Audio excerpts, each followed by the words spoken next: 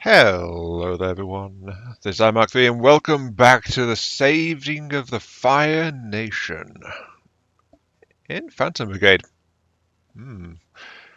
Last time out we went and secured ourselves a foothold. We got our first territory under control. And now we are in another area which, as a reminder, the enemy is under-equipped so they don't carry secondary weapons, which is good for us as in less firepower coming our way, and bad for us because less options for the workshop. Fortunately, I don't think the workshop actually requires any, sidearms. 0-3. I was wrong, it does require sidearms. I can scrap sidearms I've already got in storage, if they are level 3s, which they are not. So we're actually going to be locked in level 2 for this entire province, which isn't the end of the world. And apparently higher level parts also count as well, so it won't be soft locked later because of this. It just means that our immediate firepower won't upgrade as quickly as it might have otherwise. I also feel like we might still be in the tutorial area, kind of, but tutorial only skips the first province, but it completes some of the second province in terms of rewards you get as well. I'm hoping, because we're missing a piece that I'm honestly confused by the lack of, so we'll have to see how it goes. Anyway, let's get back to the units. As you saw, something has changed, and we get to the first part of Happy K first. We go to the longbow custom. Right, longbow is looking acceptable enough now. The game doesn't really have the colour options I'd have liked, unfortunately, but with the limitations, the options available, it is good enough. In my own games, I usually just leave them as single colours for that very reason. Painting them like they fell in the colour pot usually works best in this game, but since I requested multiple colours, I'm going to stick with it. Unless you also think full purple would look better. Well, this is a test for you. This is the longbow recoloured in a full purple. And honestly, I've not gone for the whole colour pot kind of thing because this game, the purples look more like pinks, really, or a halfway between colour. At least when they go solid, and that's my thoughts on it. So this is more of a, I want to say mauve or mauve, or however you want to pronounce that particular shade in its base parts, but I've just mixed it together using the same general kind of palette, just swapping which parts are specifically coloured as we go through it, just to vary which parts are actually brighter, which parts are darker, things like that. Though as you can see, the torso in itself is also the main solid one, just like that. I also recolored, of course, the backpack cargo pods a little bit as well, just to fit in with the purple scheme, so that more of a pale blue in general, with some rusted red overtones on them. So, yeah, let me know which one you prefer, and any other further refinements if you would like.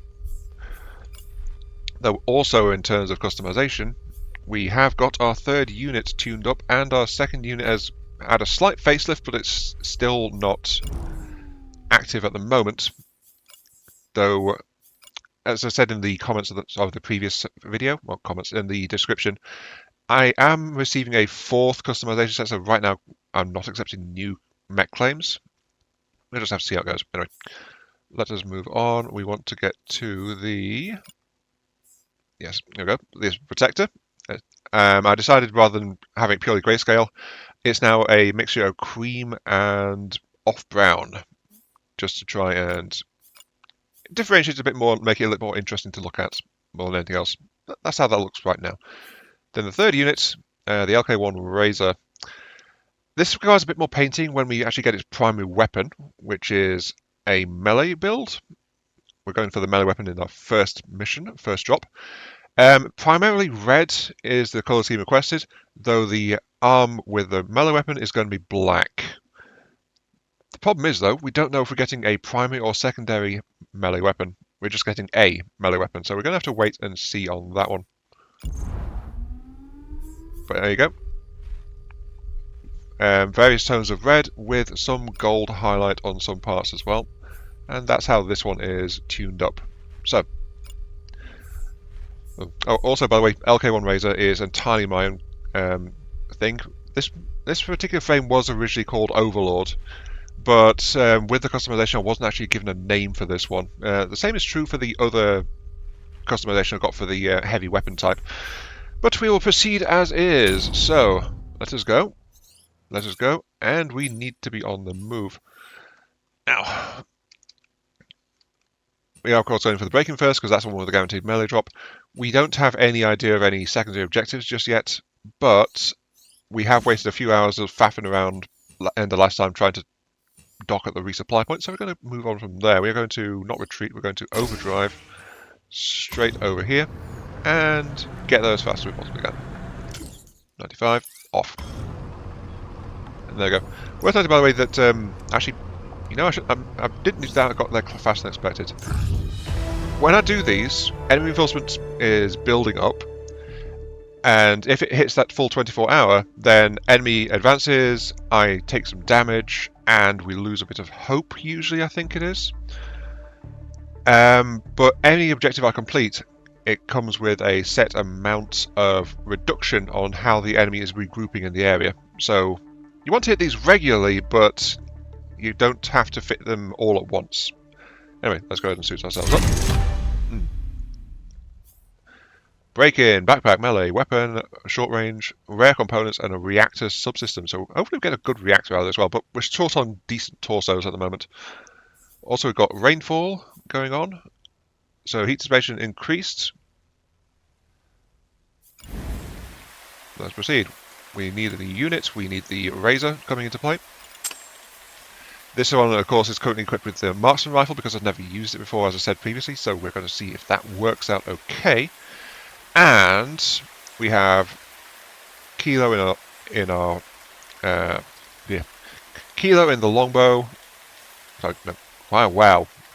I know who works for me, yeah.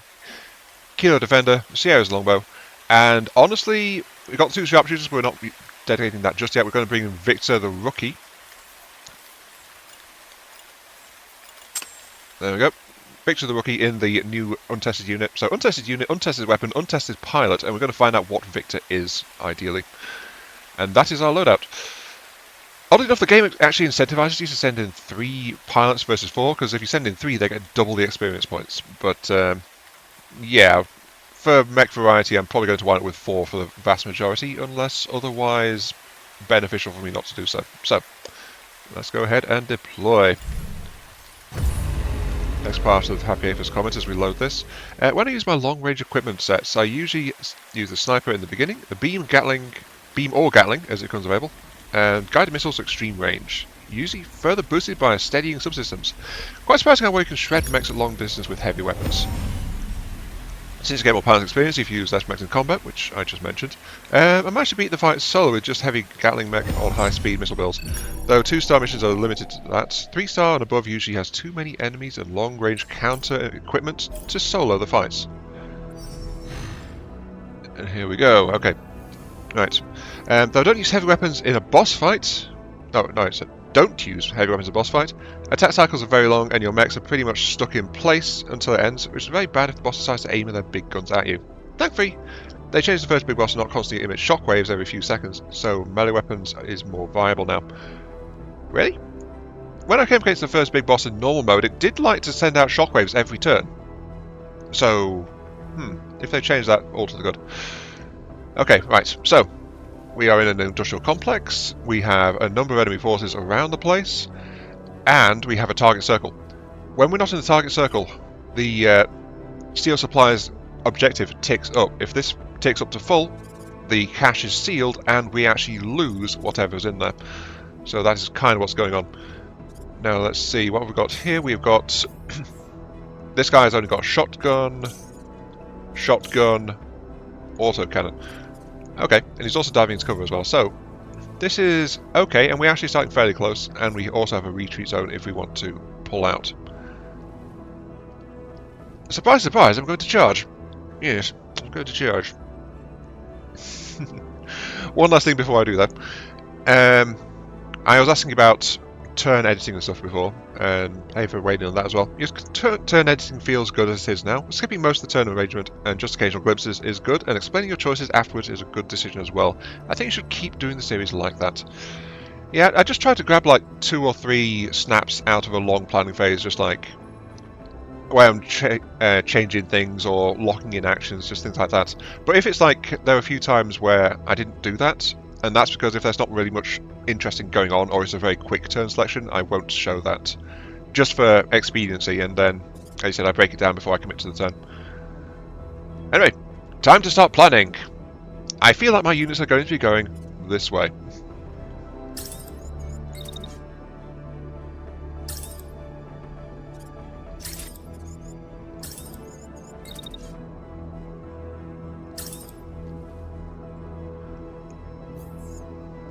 And as I predicted, my units are going that way. Well, I did say I play aggressive, and it's 3-on-3, and right now I kind of outclass the opponent, so it doesn't really matter too much. Though I did bring up another section of the comment, which is, well, you saw me doing it in the previous thing before I started plotting out a turn. You can look up the weapons the unit has in a battle and selecting it and looking at just a profile picture, or use the pop-up tooltip with the attack options. Yes, that works for enemies as well. So you could have looked up the tooltips for the beam weapon too and read that deflection was possible. Yeah, am I bad that one? Wait, tooltips? Does it say that? For a moment there, I was wondering if that was my weapon description, but no. That being said, never managed to trigger a deflection myself. The enemies either never had their shields up or were facing the wrong way. Well, in my case, it was odd because they were facing 90 degrees away, yet the beam still deflected. Well, actually, it was greater than 90 degrees away. It was a completely the wrong arc and it still bounced. I mentioned to Nolkari that I didn't know deflection was possible, and he said he actually did, but Nolkari has a habit of reading the achievement lists for games that he's got. So, yeah, apparently there's an achievement for hitting a target after 3 deflections. So yeah, go figure that one out. There's got to be some kind of environmental thing, I think, which also causes deflections to, on beams, or that's going to be very hard because you have to bounce it off 3 of your own units. Which can be done, but at the same time it's like, how are you going to configure that one? And it's also slightly risky for your units as well, so yeah. Anyway, let's go ahead first with the longbow, charging upwards, launches a volley of missiles as soon as it gets into range of one of the tanks, and then it starts shooting at the other tank with a volley of fire. The protector is double dashing forward. I forgot to show the parts during the quick look at the units earlier, but the protector is now officially classed as a heavy unit. It's also got a heavy torso, which means its thruster is downgraded compared to before, but its base movement is also a good bit slower too. So dashing is more effective, but notice, however, it is still far more manoeuvrable than the mech with the beam laser during the previous battle. It's still got a movement rating of 12, and that other mech had, I'm guessing, like 4 or 5 or something like that. It was ridiculously slow. Okay, and the Razor is also doing a quick dash to charge forward, running, and then actually firing off a burst from the marksman rifle, which is 3 shots, also into the back of the tank. So I'm letting the enemy mech get down into cover while I try to focus on its supporting units while they're exposed, to just deal with them. And then we're going to see what happens there. So let us go ahead and execute. The mech is unscathed for now. Hello.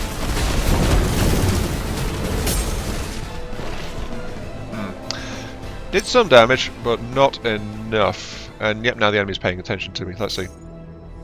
This one's almost dead.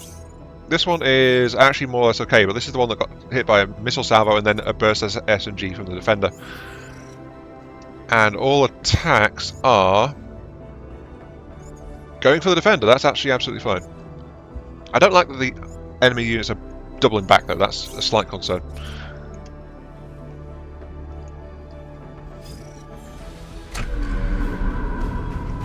Just checking. The missiles, despite having a lock, they mostly missed, it looks like. So yeah. That's a shame that. I don't know why they lost tracking either. But notice here as well, my movement, the movement of my unit, the missiles scattered into 2 separate groups because the unit changed way it was moving partway through. And then, yeah, I don't know why the lack of accuracy on that one, but it explains why that tank didn't take much damage. Oh well. Right. Next turn, let us begin.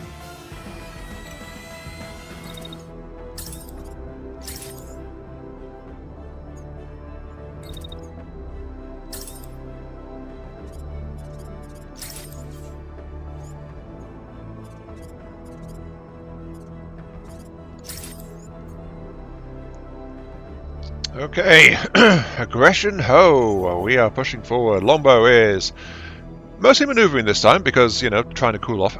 I need better cooling equipment. This is not good. But diving behind cover, just up here, because it doesn't come under fire from the enemy unit. That's okay though. Then it's going to pop up this building here and fire for burst its guns just at the enemy mech. That's fine. The Protector is advancing very, very defensively into the enemy tanks. Clonk. And then there's going to be another clonk just here as well. It's also taking the majority of the incoming fire, but not all of it, so that's why it's got its shield for most of this. And then just taking a single opportunity burst, because the tank that's firing at it here will be disrupted at this point, either by bumping into the other tank or by bumping into the Protector itself. And so it's got the chance to do that, and then it moves forward to intercept aggressively. And then lastly, the Razor is maneuvering a little bit, getting a burst of shots off at the enemy mech because they're a priority target now. The tanks shouldn't be too much of a problem this turn, and then it is moving to maintain authority over the capture zone. So, that is the plan. Things will either go well or go horribly. We'll have to wait and see, but also the action is happening just around here, so this is going to be okay. Let's go. Bonk. Hello. I think I took a back shot there. Oh, the enemy's legs are down. Huh, wasn't expecting that. Looks like the marksman rifle is doing some fun things to it. But also worth noting that secondary collision didn't happen between the two enemy vehicles, so this one moved onwards. Got a shot into the side of the defender. No pilot damage. It looks like it absorbed that shotgun blast to the arm, and that was it. That's okay. The shield is rapidly degrading, as you can see here. Now, what's the plan going on here? You are actively crashing. Love to see it. This one is moving forward aggressively and attacking, of course.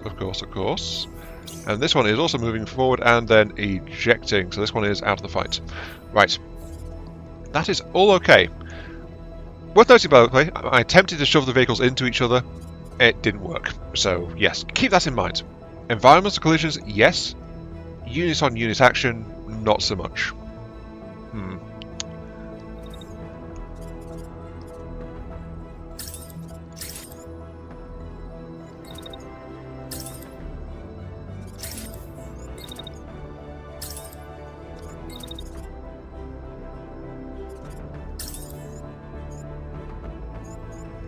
Again, relatively simple to plot out here. So, Longbow is not moving, just sitting up there and gunning. Yes, firing at that one, then that one, then that one.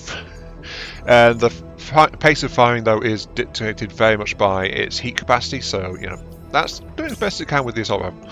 The shielder is maneuvering because the shield is currently angled towards this guy, but it's about to come under fire from behind, so that's why it's moving past to try and get the shield into a better position. Though this guy, don't know if it's going to move around much, but it's going to stand back up and then that's it. So get past it, then maneuver further to get out of incoming firing lines and take some pot shots at the downed enemy mech as we go. And this time around, no marksman rifle. The Razor is going to be using its pistol on both tanks just to try and make sure that they are both out of the fight, and also to try and help deal with the one that's about to eject, because if it ejects then we actually get slightly less experience points. Yeah, the 10 XP per kill adds up if you keep letting the enemy get away, basically, and there's no war crimes thing. It's still hostile combatants. We're predicting it's going to the bailout. We're not going to give it a chance. So yeah. No crimes here. It's all safe and above board, I think? Question mark. I also didn't realise, or rather I didn't pick up on it during the initial glance around, but this enemy unit is technically a defender, so it would have a shield if it had a secondary armament, because shields are a secondary slot. But, you know, under equipped, so no shield there. But it does have arrow parts, which actually come with barrier effects. So barrier is technically a self-repairing layer of external armor covering, which feeds off an internal reservoir of material, which is this green bar down here called Liquid Fix. So damage that only affects the outer layer, that will replenish over time from the Liquid Fix layer. until liquid fix is exhausted, and then it stops. But repair rate and stuff like that depends on mech traits, pilot skills, as does the barrier size as well. So that's another layer of defense that will start to come in a bit. And it's also part of why I'm okay with Kilo being in charge of the defensive units, because, you know, barrier can be quite effective as well in helping to mitigate like chip damage or scratch damage as we go along. Anyway, let's go ahead and see what happens here. We are going to dance around the enemy and we'll see if this actually finishes the mission immediately. So, let's bonk.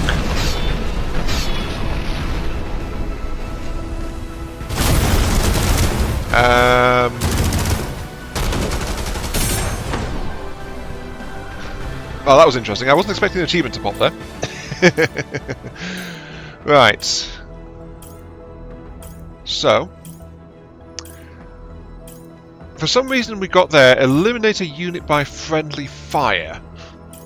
Also, the enemy pilot is so badly damaged he's planning to eject. Well, not injured though, he's just going to eject. So we want to take the kill just to get the extra experience, as I said. So, eliminate a target by friendly fire. I see, the shotgun tank actually tried to... The shotgun tank fired and took out the... Why did it fire that way? I don't even know. So, yeah, that's an achievement. Right. Bonk. Because prediction doesn't count things like enemy units get shoved around and things, it's okay. But I think it was turning. It was still turning the turret when it fired. That's why it went off that way. And then the enemy is getting absolutely bullied. That's okay.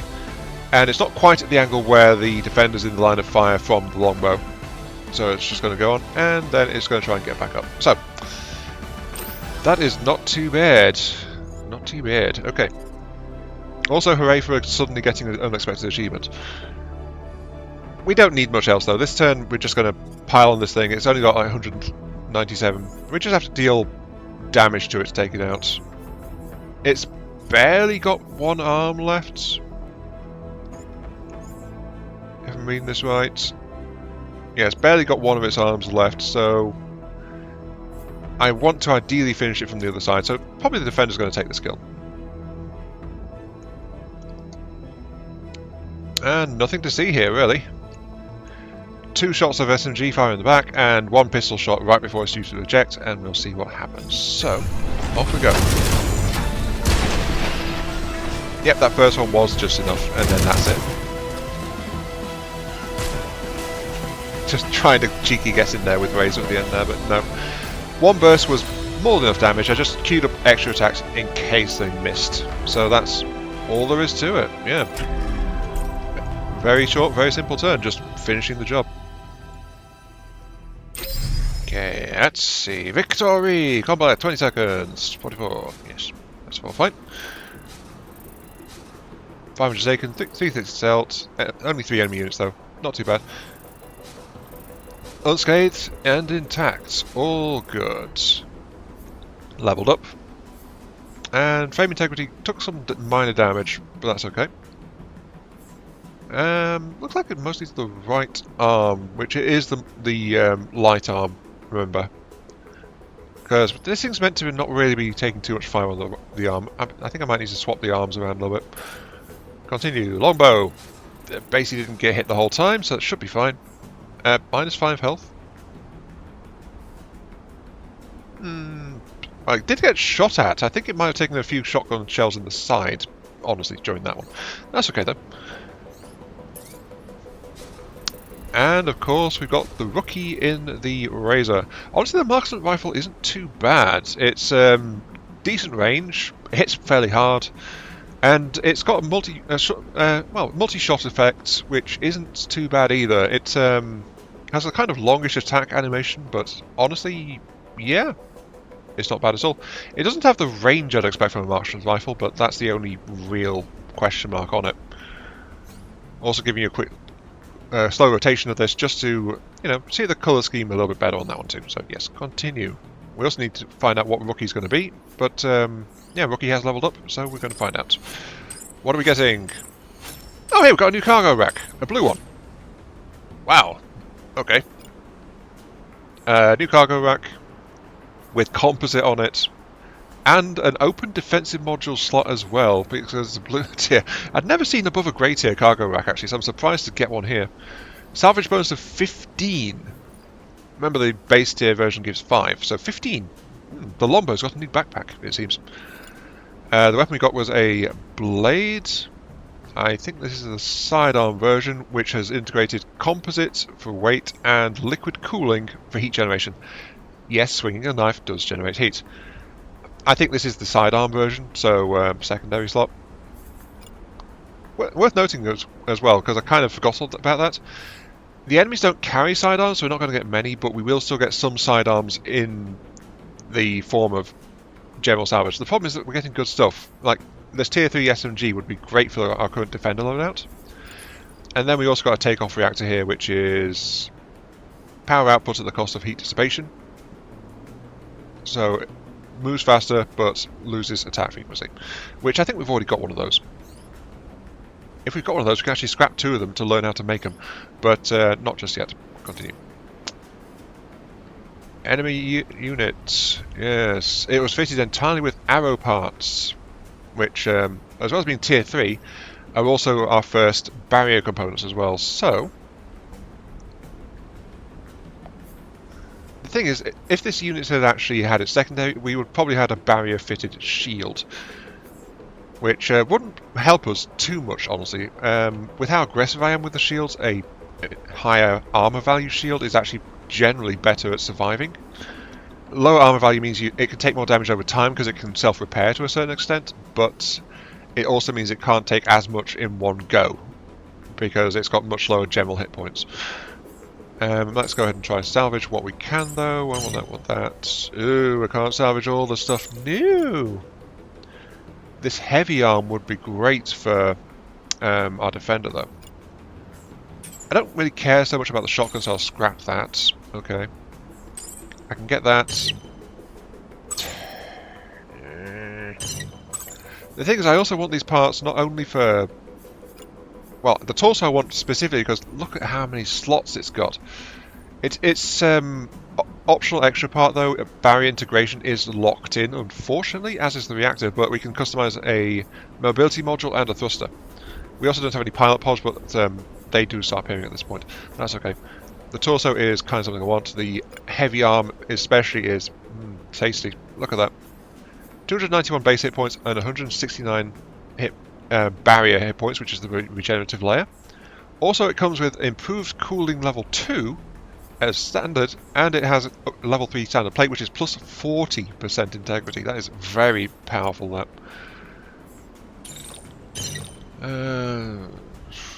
Dang it all. I want to scrap the legs because then I can learn how to make the legs. Same with scrapping that arm. I want to scrap the arm. I think I'll give up on the... It may be a green tier, unfortunately, but I'll give up on the green shotgun, I suppose. Because learning a blueprint, of course, doesn't come with a welded material. It just means I'm losing progress towards green tier SG3 heavies. That's okay, though. We'll come across plenty more shotguns in our time to come, I'm quite certain. But yeah, that's going to be as we go. Savage. Okay, new waypoints. So, doing that has revealed some secondary objectives around the map, and also given us a replacement, which is a elimination mission. Okay. Let's do the important thing, though. We've got Victor, who is a sharpshooter. Yay! We got 3 sharpshooters now. We got too many. Particularly, actually a cooling type. So yeah. Actually, there was another part of Happy Eva's comment on this one. So let's go ahead and read the rest of Happy Eva's comment right now. Let's check on Kilo first. Ablative shield or patient. Ablative shield heat dissipation minus 15%, but shield status resist 100%. There we go. Less cooling does mean less attack frequency, but oh well. So, a sharpshooter having cooling traits is actually quite good to have. Most long-range weapons have bad heat generation stats, so any extra cooling makes a notable difference. Imagine a lightweight sniper mech standing in water during rain. Those cooling traits, they could probably attack constantly and still not risk overheating easily. That's actually how I won my first big boss battle. I put all units I could fit in the water pools and rapid fired as much as possible. Too bad the bosses can attack from nearly any angle at once, so standing still is not possible for long. The damage focused sharpshooter perks are good against small numbers of enemies, but in high difficulty missions the enemy number increases quite a bit. So I usually find it better to shoot more often than to hit harder. But depending on playstyle, both kinds of perks are equally viable. Try out both parts in different fights and then decide which feels better. Well, the thing is, as I said, Whiskey's turned out to be not Whiskey. Tango's that... Who was the new one? Victor was a sharpshooter as well, which is kill recovery and bloodthirsty. If they have a opportunity to destroy 2 or more enemy units, the pilot maximum fatigue will be reduced to 1.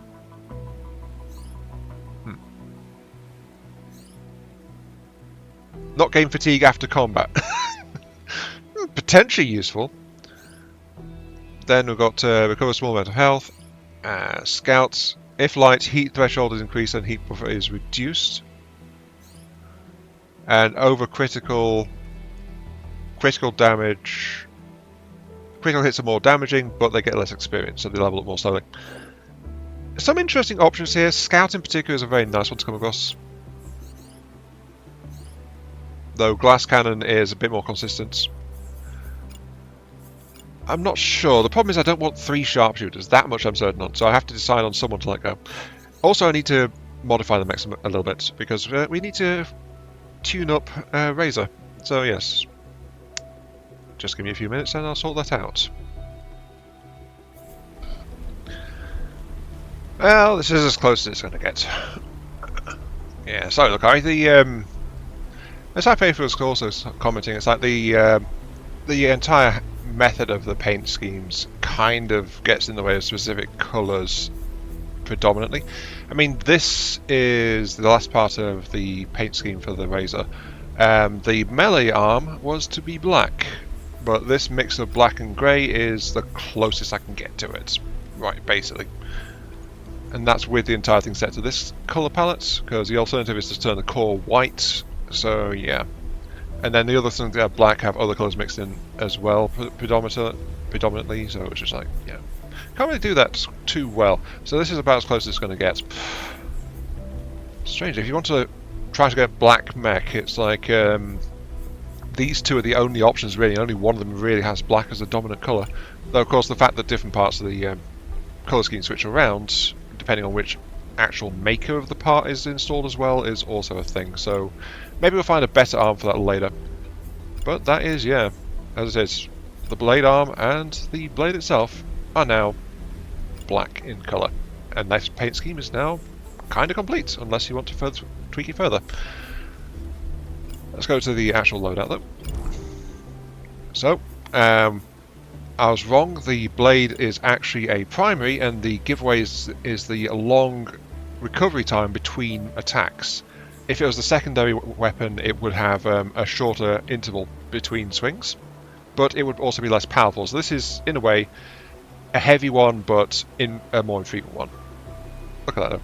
A single swing is worth 555 damage. Oh dear. So, backup weapon is now an SMG for the general increased range and increased firepower compared to a basic pistol. That's okay. I gave it the actual SMG from the Protector.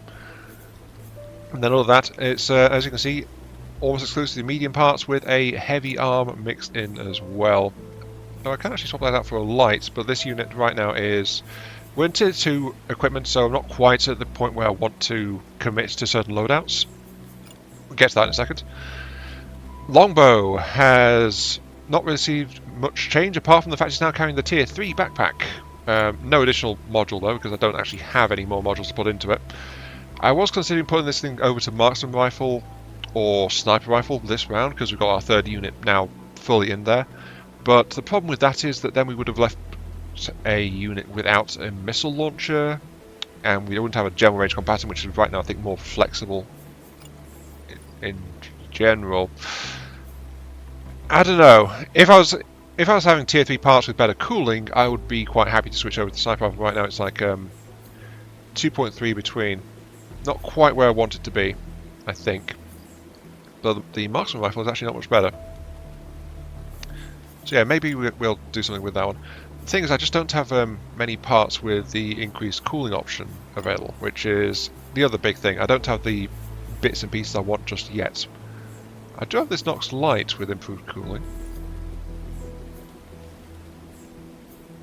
Actually, yeah, let's... I was hesitating on that one because, you know, this mech gets in combat a lot, but if we're going to go with ranged light, let's go ahead and swap out for the sniper rifle, which is now at 2.2 cooling per... Notice the DPS drops in by half, but the engagement range skyrockets.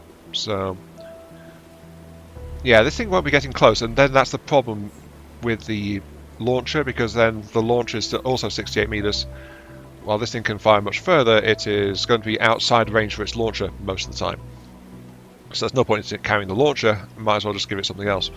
And then, who carries the launcher? Because the other mechs aren't actually that flexible right now, which is kind of why I didn't switch over just yet. The Protector, of course, is carrying a shield. The Razor is carrying a blade. The Razor could potentially carry the a launcher as a secondary weapon, but it would slow it down because launchers tend to be on the heavier side, so a bit less mobility in general. Not the best for this. I want this thing to be agile and fast as hell. And also the fact the launcher is delayed damage as well and not guaranteed, while a actual gun is direct and fast, which is what I kind of want for charging with blade, back off with the gun, charge again with the blade. You know, like skirmisher ebbing to and fro. While the launcher, if I've backed off from a melee swing firing the launcher and then charged with the blade, I'd probably run into my own missiles. So not the best of ideas here. Okay, the Protector. I've installed the new arrow parts we salvaged in the last fight, so heavy torso and heavy arm. So this arm is now heavyweight. I've downgraded the legs to a medium weight one, with composite to maintain some of the balance in terms of movement. Though I could swap it down to a light pair of legs if I had a decent set. The legs don't tend to take much damage on this mech though, because, you know, it's not getting shot in the back often, and usually the shield's in the way too. But 11 movement, 42 dash range, heavy class, so it can clash shields with the best of them. And of course it's got the tier 3 machine gun, which actually doubles its overall damage output compared to the tier 1, which it had previously. And that's kind of what's gone on there. So, I was considering mounting the other backpack, but the thing is that the two units I've got apart from the longbow are both kind of close range ones, and therefore the backpack would be at severe risk of getting damaged because it's a big backpack and a fragile backpack. So better really not to give these two units the backpack and save that in storage. So yeah, upgrading to the higher tier backpack still gives me the plus 10 extra salvage points. Is there anything I can do with upgrades? Not really. Not the workshop either. Okay, let's move on. We need to be going places. We need to do things. We got random events and stuff like that to go. The thing is, if you advance your overall progress, like if I had 3 on progress, then I would actually... These actually reset themselves, so I'd lose any opportunities they might have given. I've only got one star, which is this takeover. Drive the enemy out while minimizing damage to the facility. It may not be a city full of civilians, but preserving surviving industry would help liberate the region's recovery. Short-range weapon, camp supplies, uncommon components, and thruster subsystem. But there is also a unknown here, which can be random, and apparently these can be save scummed. I'm not planning to. So I'm not going to save, roll into it and find out, and then reload. I'm just going to go in as is. So.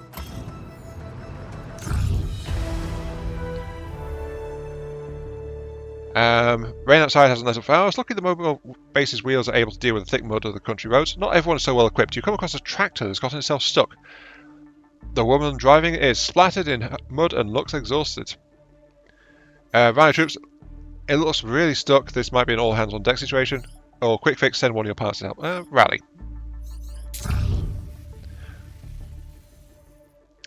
With one final push, you see the tractor escaping the mud pit. As she climbs on the tractor, she takes a moment to look your pilots up and down. My, aren't you a scrappy lot? I'll tell you what, harvest has been good, but I have a bunch of produce that's going to spoil if I can't offload it soon. Why don't I put together a bit of a care package for you, as a way of saying thanks? My pilots gained some fatigue, that's okay. I also gain 1 camp supplies though. Fatigue is fine, we were actually in good condition for fatigue, so not too bad. And camp supplies are kind of hard to come by sometimes. So...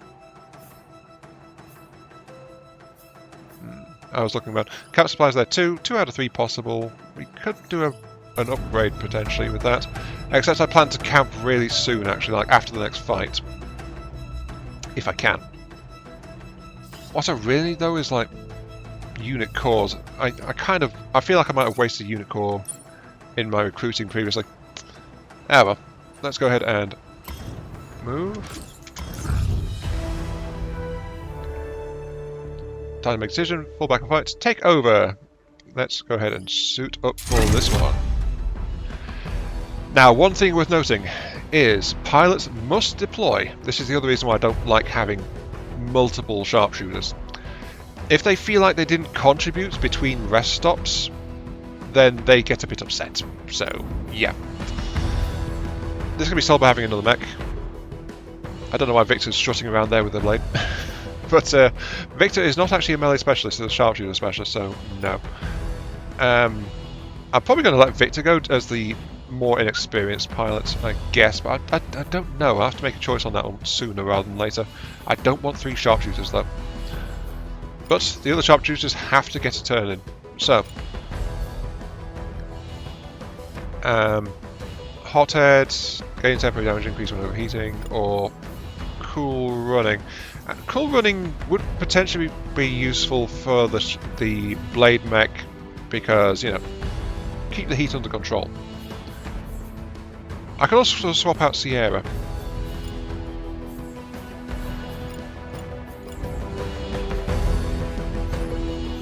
Repair, unit speed.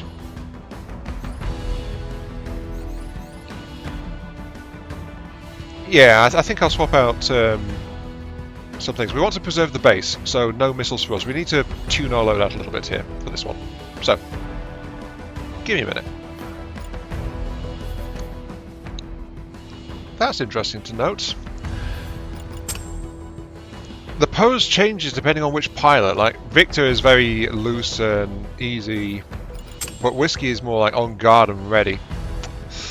Okay, so, not ideal pilots for this. I'm sending in Whiskey and Tango to actually get them like, hey, I helped, I did my part kind of thing. Sierra's sitting this one out. Sierra doesn't specifically do much except for that. But because this is like a low collateral damage thing, I've actually swapped out the loadout for the longbow to sniper rifle SMG versus assault rifle and missile launcher. And then we'll have to see how this one goes.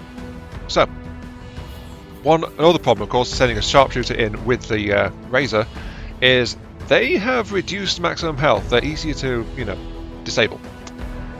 So there is actually some information here which I wasn't sure about from Happy A for us to read as we load it. So let's go ahead. I really wish I had a 4th unit, but I don't. Ugh. And I do need to shed a pilot. I've got 2 sharpshooters with cooling, so I'll probably be getting rid of Victor, let's be honest. Though, actually, Tango isn't much better. Tango's only level 2 versus level 1. Can do 10%. I don't know. Again, I have to decide that after I finish recording this. So, let's go ahead and deploy. Anyway, Happy if you told me about trauma. About the pilot trauma limit. When a pilot gets knocked out during combat, they get a trauma point and a negative perk. Okay. Didn't know negative perks were a thing. Once the pilot has reached their trauma limit, they get knocked out again. They die no matter what settings you choose in the difficult settings. So yeah, a risky playstyle having low trauma limit is kind of bad.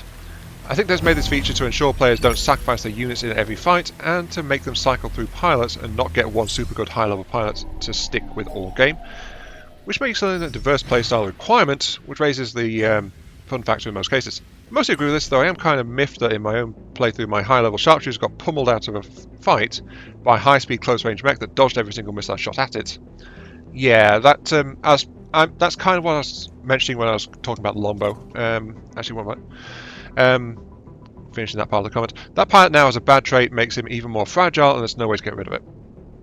If there was a random event that could remove that, I think that would probably help to balance it a bit. Like, you couldn't guarantee it, but you could still find something that could help, or it could be a rare mission reward for a mission. Like every so often you might get, say, a medical sector liberation mission, and they might be able to treat a pilot or something and help with one negative trait. So that would be kind of useful to have. Hopefully there is something like that, but I don't know if there is or not. This game does tend to be fairly thorough, though. Dodging every missile you send at it, though, that kind of refers back to what I said about in my decision choices about why I do not want to put the missile launcher on the specifically on the Razor, but as a general choice for the only direct damage option, the fact it's not instant, the fact its missiles go where they choose to, the fact it's slow. Sure, it does big booms and things like that, but if, as you noted there, if the missiles miss, it doesn't do anything. A gun is just far more reliable for any kind of combat situation with that going on. Anyway, let's see. Close in. Defeat all hostiles. I forgot to check the stats on this map. Oh well. But we have got ourselves a machine gun and shotgun. Okay, so the province modifier doesn't guarantee that it's going to be without a sidearm. It just makes it unlikely. Because that unit has a sidearm. I see that SMG on its pistol. Oh, sorry, on its hip. And SMG is a sidearm because it fits in the secondary slot. As well as the primary slot. Let's be clear.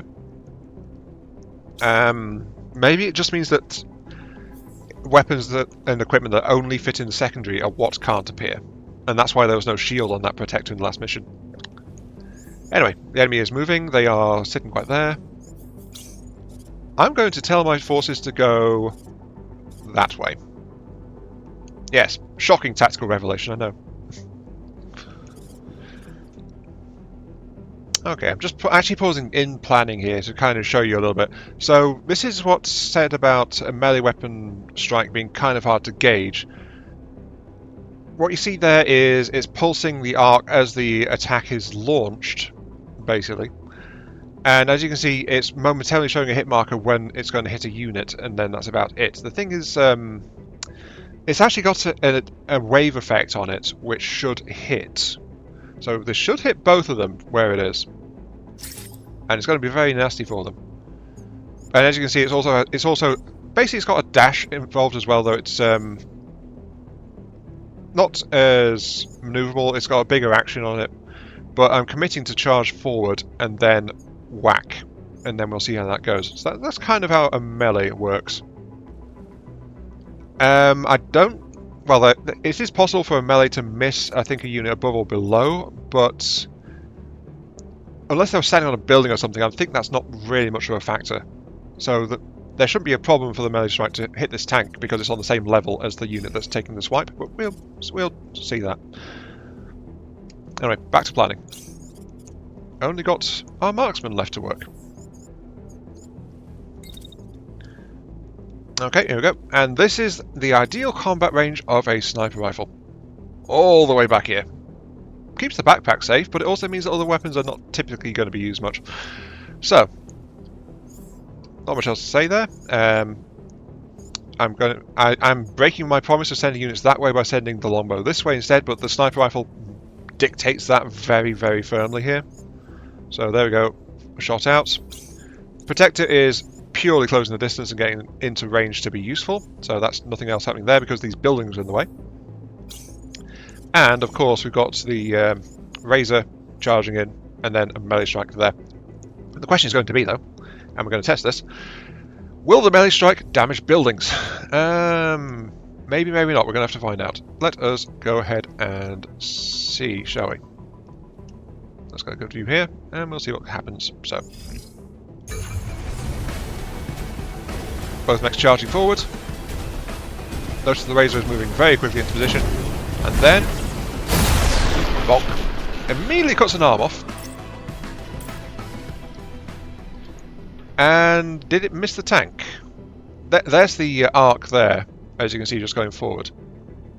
That tank is not looking very damaged. Let's check it. Oh, no, it did hit. Overall, quite heavy damage. This one immediately lost an arm. So, yeah, it's lost its SMG? No, it lost its shotgun. Yeah, the shotgun's gone. It says it's got a shotgun, but it's not. It's got an SMG. But then it's going to back off immediately and start firing. Good for you.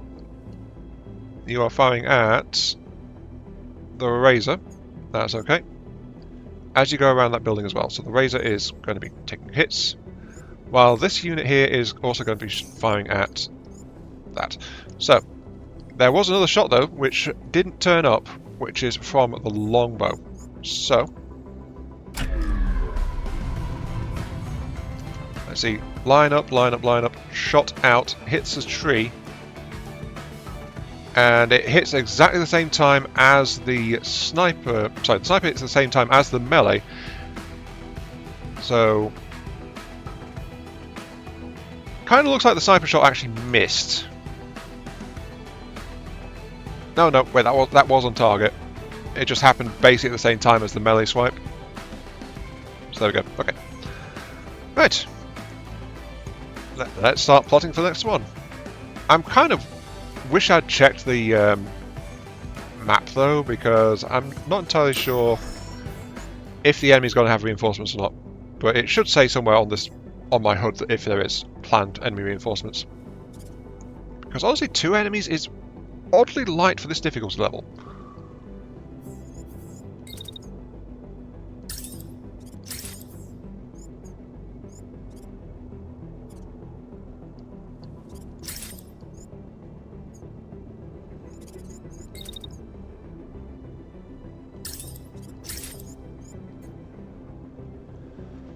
Okay, we're now doing the 2-step. So, longbow, once again, hanging back but repositioning to get a better angle because the enemy mech is, you know, running that way.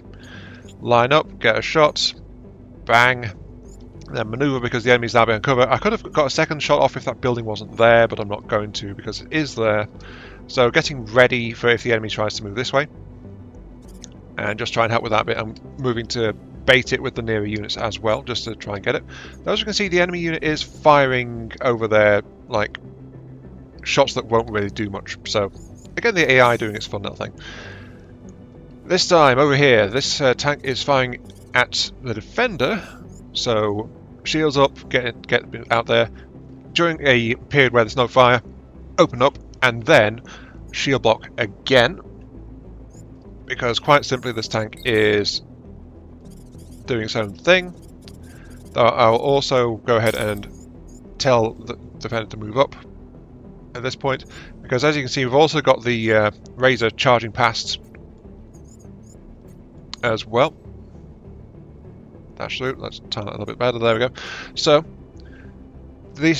I'm moving out to defend to reduce the damage done to the building over here.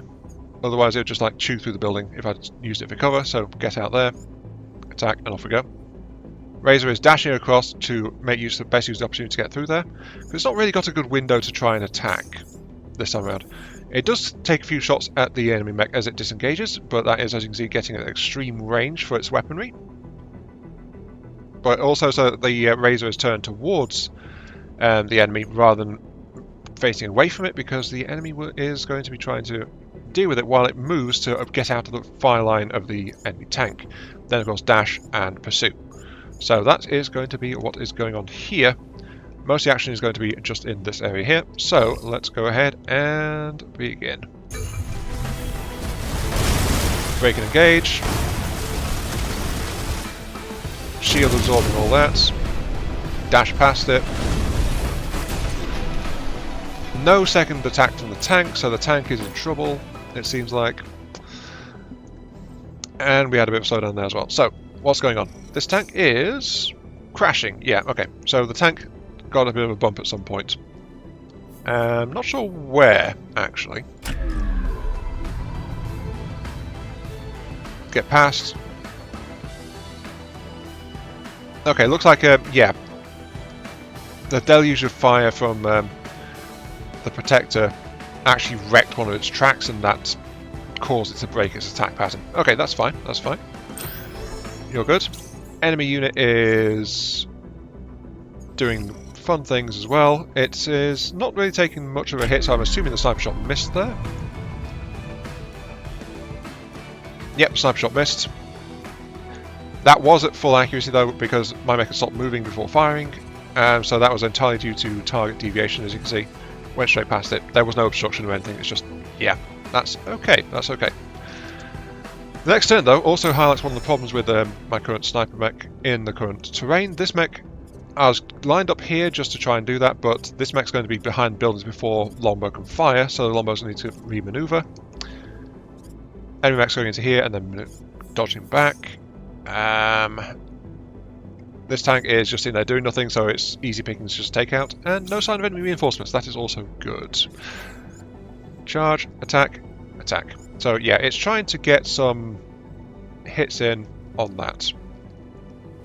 That said though, only really minor damage to some of the structures right so far, so we are just fine for preserving this environment.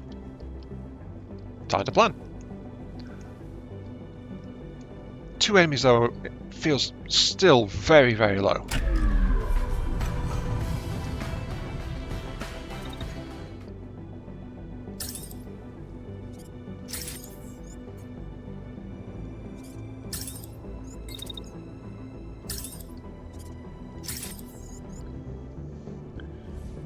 A bit more dancing, dancing, dancing, as you can see.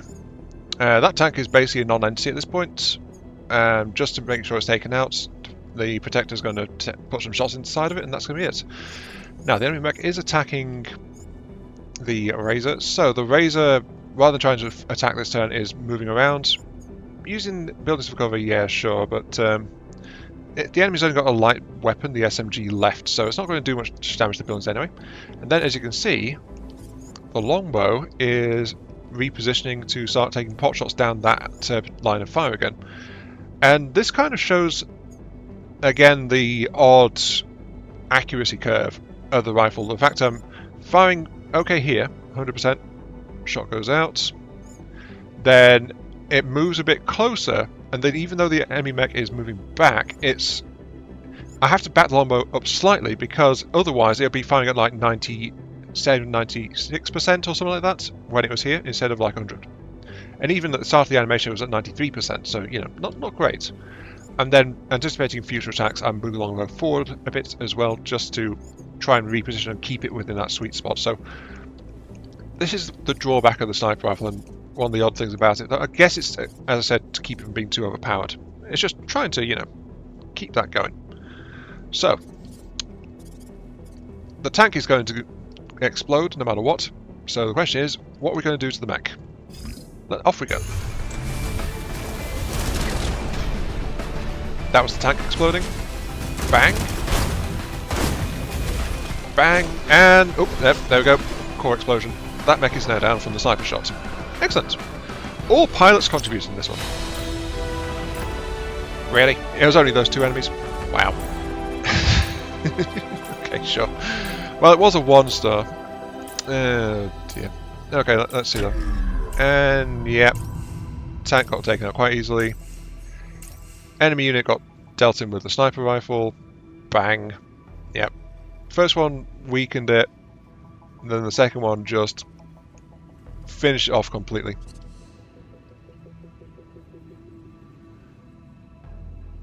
Apparently it's a kind of hit to the arm, so it almost missed, but it still hit just enough to deal with it. And down it went.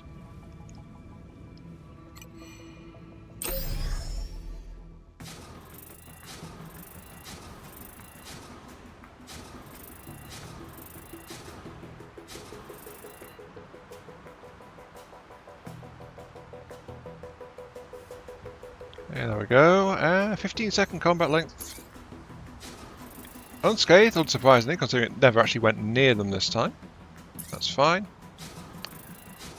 Attack Protector. Again, 2 enemies. I didn't really take any damage at all in that one.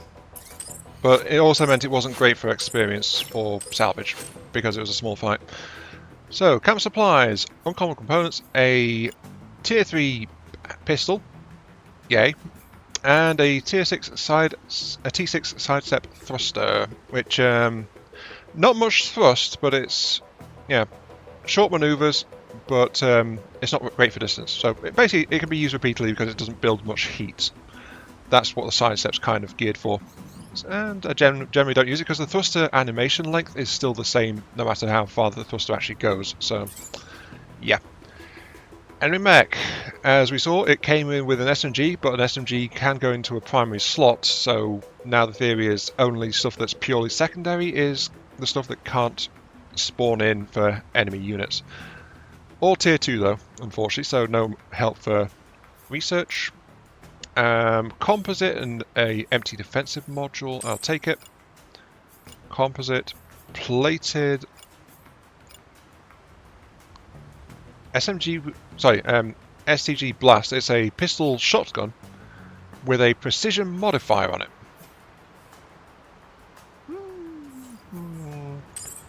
Potentially, but honestly, right now I think getting more salvage would be a bit more useful. And we also got a medium torso with improved cooling and a basic reactor on it.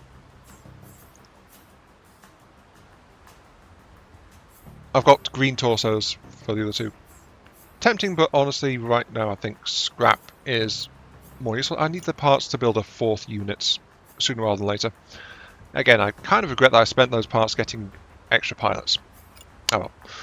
So, Hurricane. Yeah, most of this will just be scrapped. Most of it will just be scrapped.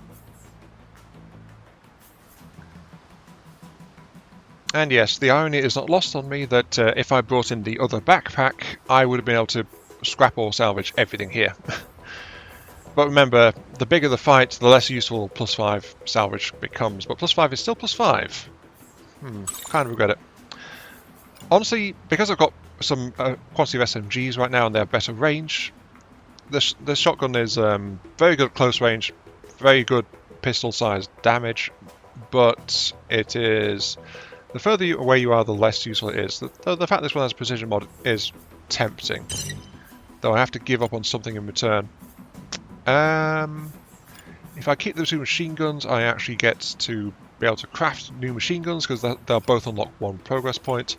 So I'll actually give up on the arm, because the arm, as we talked about last time, is the least valuable in terms of component salvage out of all of them. Plus, scrapping one of them won't be enough to fully unlock it, and we'll see more Nox arms in the future anyway, so combo. There we go. Okay, new waypoint, a bunker breach.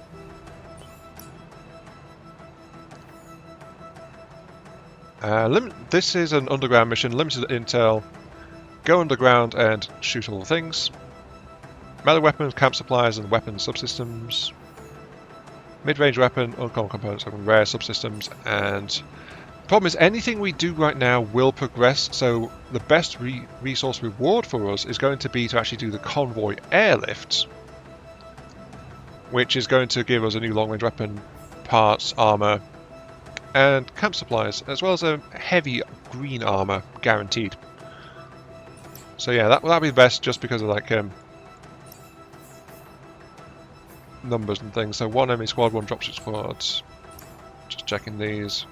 1 on site, 1 on site, and 1 dropship. The thing is, completing any one of these, I'll lose the other 2. So yeah, convoy airlift I think is the most rewarding flat out to go into. But we'll have to see how that goes.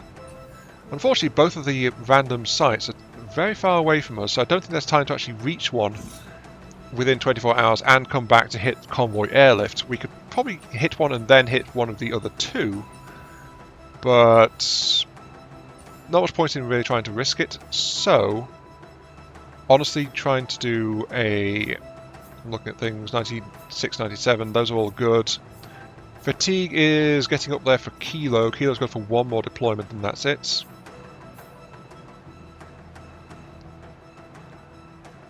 Though Sierra is also hurt as well. Honestly, I think a camp and then go would be great, but it's always a but here. We don't have the parts for a mech frame, so do we want to do anything workshop-wise? Could actually make some additional arrow parts. They are heavy parts, must admit, but they are still parts. Or we could make some additional weapons, like as I said, we've got the Hurricane unlocked, don't need those, don't need those. Got to remember these parts will be built at level 2, so it's not the most ideal thing in the world, but we could. 200 per. Arrow legs. Protector is currently on. Yeah. Some heavy legs could be useful. Though, of course, it depends on what suffix they get when we make them, because we can't decide that. So, a heavy arm might find its way onto the razor, actually. Let's queue up 2 arms. Oh wait, no, we've got 3 slots here. We can make some heavy Nox parts, or some medium Erebus. I don't especially need the heavy legs, that's the thing. But let's make one anyway to see how we do. So, let's do that. Go to the world, and from one province. And I think we'll camp just to patch everything up before going into a bit of a fight.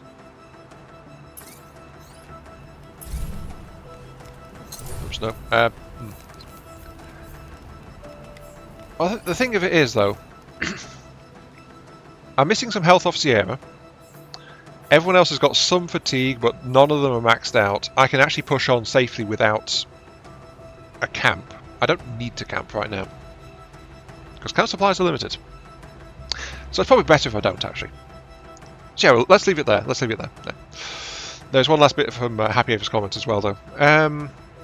Secondary equipment reduction is actually a potential big problem for leveling the workshop, as you said in the video. In the last game I ended up with exactly that kind of situation. Then primary weapons 18 out of 3, sidearms 2 out of 3, rest 10 out of 3. So yeah, it is kind of bad. There's at least allowed high level parts to count towards the limit, if I remember the tooltip right, so you can make up for it in the next zone. Though, as we've already established, like guaranteed rewards can happen, and actually things that count in either slots, what do they count as? Let's double check that real quick, actually. The inventory screen is probably best for checking this out. Sidearms, MLS, shield, shotgun. Notice the SMG isn't actually in here. The SMG actually counts as the primary arm, so yeah. We can get them as guaranteed drops, but that's about it. Actually, no, wait, the handguns are still in here as well. So things count as primary and secondary arms, it seems like. Okay. Interesting.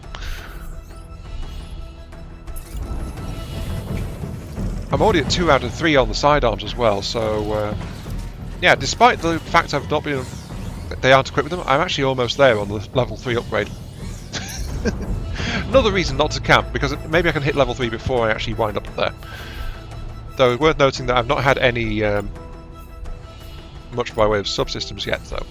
So, in particular, I'm missing a heat vent, which is a guaranteed thing if you skip the tutorial. And I had one in my other game that got this far as well. So the fact I've not got one yet is confusing me a bit. So yeah, I don't know. Anyway, gonna end it there though. This has been Arma3. Thank you very much for watching. I hope you guys enjoyed the show. Feel free to like, share, comment, subscribe, all that good stuff. Helps me, helps the channel, give me those virtual headbutts I oh so crave. I'll catch you all some other time. Yes, just continue to defend the Fire Nation. Honestly, Razor's worked out quite well. The marksman rifle did surprise me a bit, but yeah, I feel like the sniper rifle is a bit too specialised for what it offers at the moment. Given my current loadout, so I might swap this one out for the marksman rifle or something. I don't know. But yeah, I'll see you all later. Spoiler alert, I want to pair the sniper rifle with the heat vent. For very clear reasons, but yeah, no heat vents means I do have to play around with the cooling, and that's where a cooling pilot is more useful. I also need to decide on which pilot I want to, you know, send back to Resistance for reassignment.